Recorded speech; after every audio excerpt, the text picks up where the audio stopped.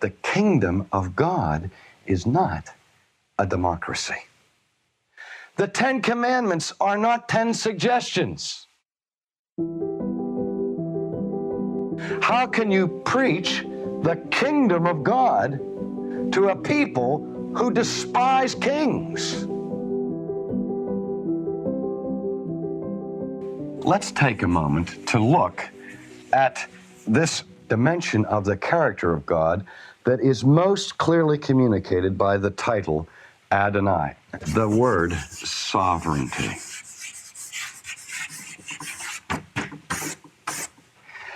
That's a word that's become almost an obscenity to American people. One of my favorite illustrations of this goes back a few years when the Episcopalian minister, whose name is John Guest, came to this country from England, from Liverpool.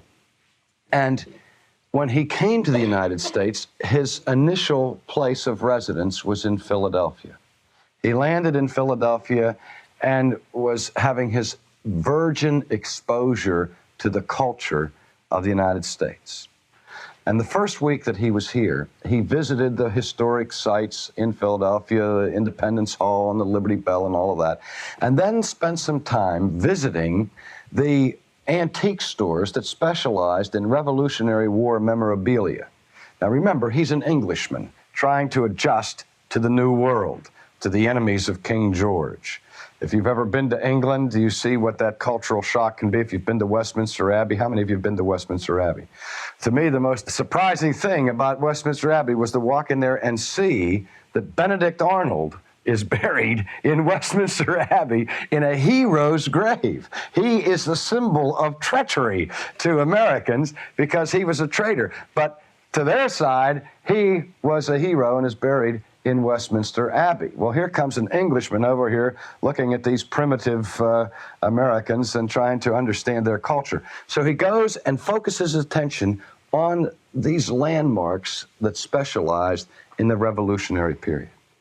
And he went into one of these antique stores and he saw the placards and the signs that were used to communicate patriotism during the years of the War of Independence. Things like no taxation without representation, don't tread on me, and so on. But he told me later that the sign that most attracted his attention was this great big wooden plank at the top of the store that read, "We serve no sovereign here." And when John Guest said that, he said, how can I be a minister of the gospel, a preacher to a culture that has built into their bloodstream and into their history an allergy, an antipathy to all things sovereign? How can you preach the kingdom of God to a people who despise kings?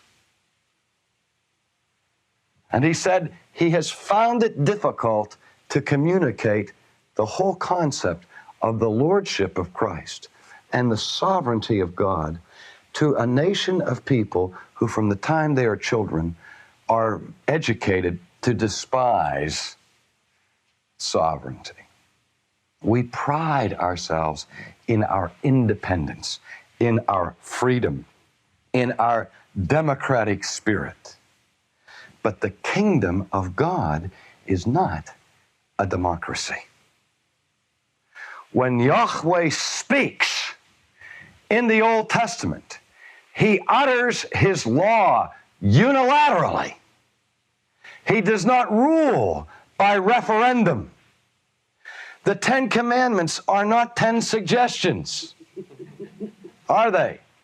But he simply says, "Thou shalt not," exercising absolute authority over his creation and over his people.